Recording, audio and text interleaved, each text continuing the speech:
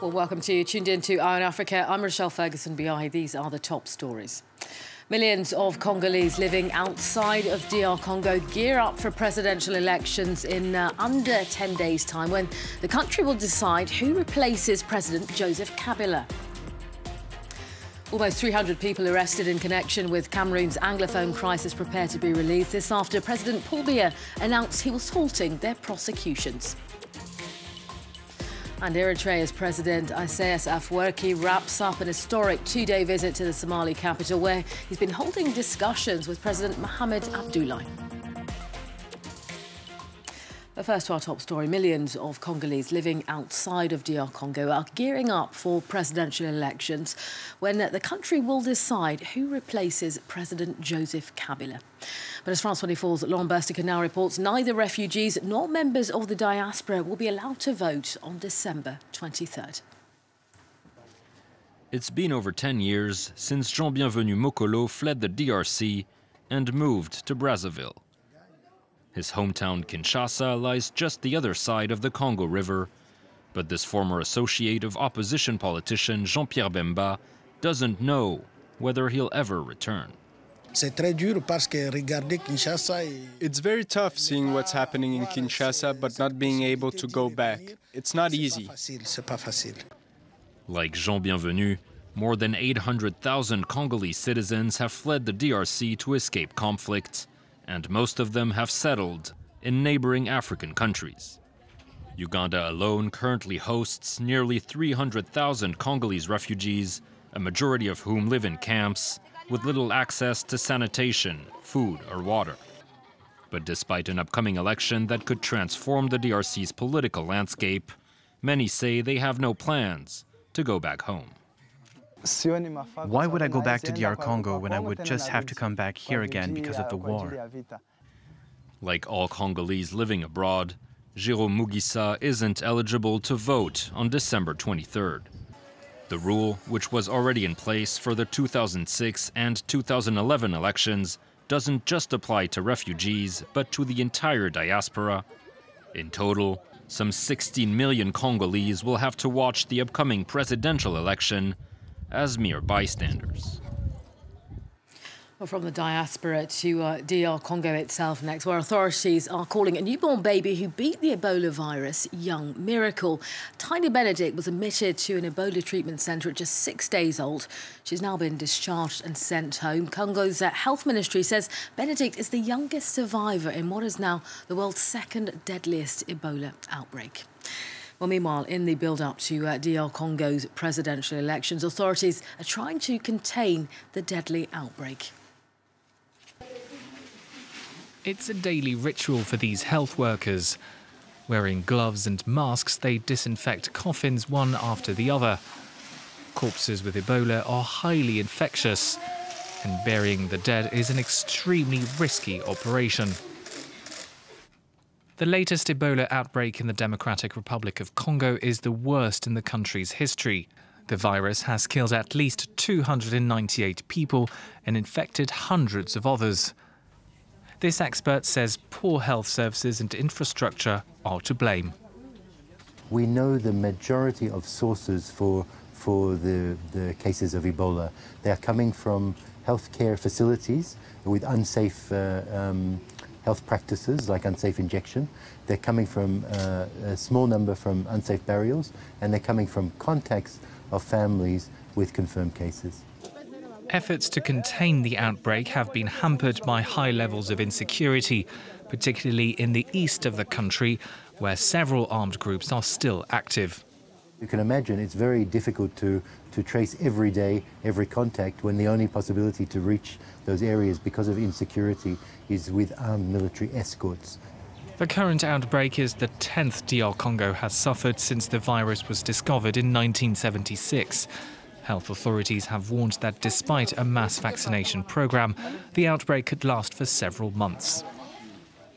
Next, in Cameroon, nearly 300 people arrested in connection with the country's Anglophone crisis are preparing to be released. It comes a day after they were pardoned by President Paul Biya. The Anglophone crisis has affected Cameroon's north and southwest regions for almost 2 years now. We'll bring you reactions from that decision from Yaoundé. I came here for my nephew, Nyombela Valerie Faye, who has been in detention since 2 years now. He was arrested in Banga in the classroom. So when I got that decision, we were so happy. I think the joy is everywhere. In the quarter, in the village, in Cameroon, everybody is happy. This decision by the president will bring a wind of appeasement within families, but also within communities in Cameroon and within this court. The release of prisoners without an act of reconciliation cannot definitively solve the profound crisis our country is in today. Nigeria's army says it suspended UNICEF from operating in the country's northeast amid allegations it was training spies who support Boko Haram Islamists. But according to the military, the UN Children's Agency held workshops in the city of Maiduguri which trained people for what it called clandestine activities that are sabotaging counter-terrorism efforts. Boko Haram's insurgency has killed more than 27,000 people since it began in 2009. A UNICEF spokesman has said the organisation is working to verify the information. Eritrea's President Isaias Afwerki is set to wrap up an historic two-day visit to the Somali capital, where he's been holding discussions with President Mohamed Abdullahi. Well, Somalia and Eritrea have endured frosty relations for years, their meeting marking the latest step in thawing relations on the Horn of Africa. Afwerki's visit comes following a peace agreement signed earlier this year between Ethiopia and Eritrea. Our East Africa correspondent Julia Steers brings us more.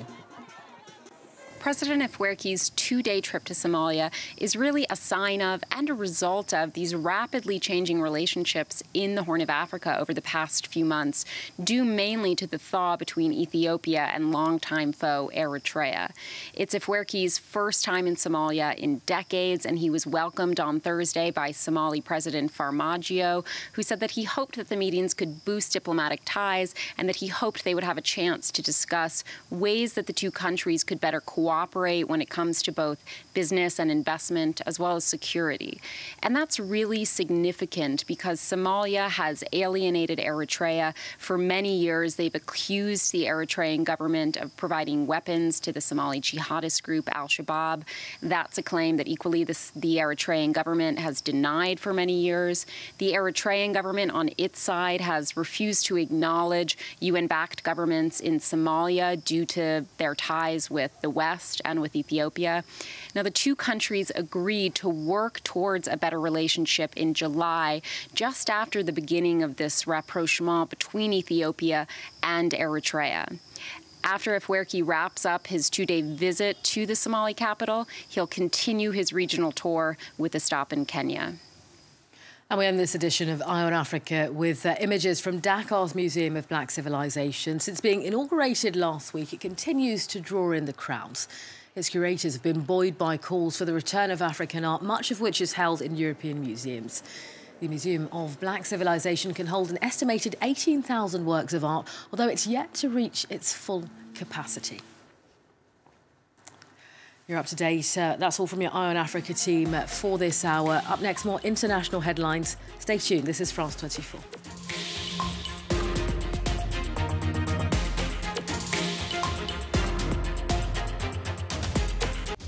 You might watch France 24 in English, but don't forget, France 24 is also broadcast in French, Arabic, and Spanish. Muy buenas tardes, bienvenidos a las noticias de France 24. Available on cable and satellite systems and online media in France and around the world.